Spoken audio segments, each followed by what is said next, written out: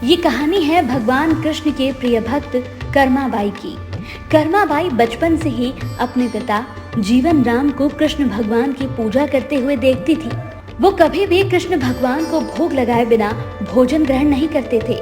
जब कर्माबाई 13 साल की थी तब एक दिन जीवन राम को तीर्थ पुष्कर स्नान के लिए जाने की इच्छा हुई। साथ में उनकी पत्नी ने भी पुष्कर स्नान की इच्छा प्रकट की। जीवन राम अपनी बेटी को भी ले जाना चाहते थे, लेकिन दुविधा ये थी कि अगर वो सब घर से बाहर गए तो श्री भगवान कृष्ण को कौन भोग लगाएगा। तब जीवन राम ने इस नित्य कर्म की जिम्मेदारी कर्माबाई को सौंपी और कहा कि देखो बेटी कर्मा, सुबह भगवान कृष्ण को भोग लगाने के पश्चात ही तुम भोजन ग्रहण करना। कर्मा ने भी अपने पिता की हाँ में हाँ भर दी। अगले दिन सुबह कर्माबाई ने उठकर सबसे पहले गुड़ और घी डाल के बाजरे की खिचड़ी बनाई और भगवान कृष्ण की मूर्ति के सामने रख दिया और बोली, भगवान मैंने आपको भोग रख दिया है, आपको जब भूख लगे तब खा लेना, तब तक मैं घर के काम पूरे कर लेती हूँ।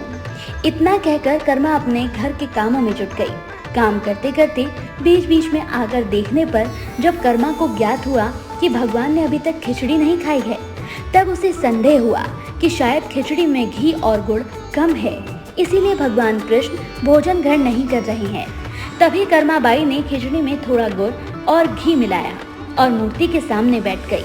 वो बोली, भगवान मेरे पिताजी जब खिलाते हैं तब तो आप खा लेते हो, अब क्यों नहीं खा रहे?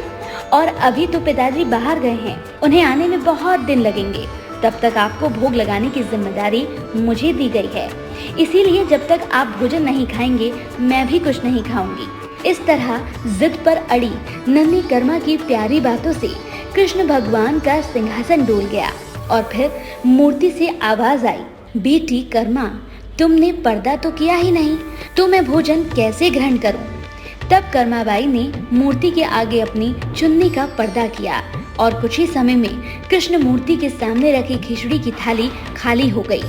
अब कर्मा रोज सुबह सबसे पहले कृष्ण को बाजरे की खिचड़ी खिलाती और बाद में खुद भोजन ग्रहण करती। कुछ दिनों बाद घर लौटने पर कर्मा के माँ बाप भी कृष्ण की लीला देखकर दंग रह गए।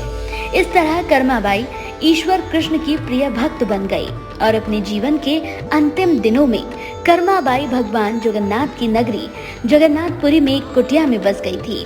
वहाँ पर एक दिन कर्माबाई की कुटिया के सामने एक तेजस्वी कांति वाला बालक आया और उसने कर्माबाई से कहा, मुझे भूख लगी है माँ, खाना दो।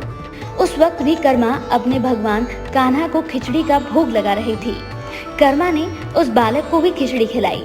इसके बाद से वही बालक हर रोज कर्मा के हाथ की खिचड़ी खाने आता था। ये सिलसिला कई वर्षों तक चलता रहा।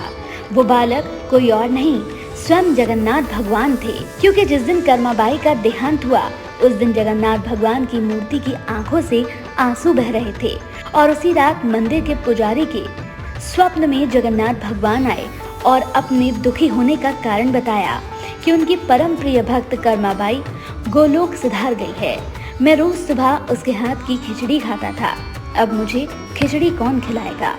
अगले दिन से मंदिर के पुजारियों ने निर्णय लिया, भगवान को रोज बाजरे की खिचड़ी का भोग लगेगा।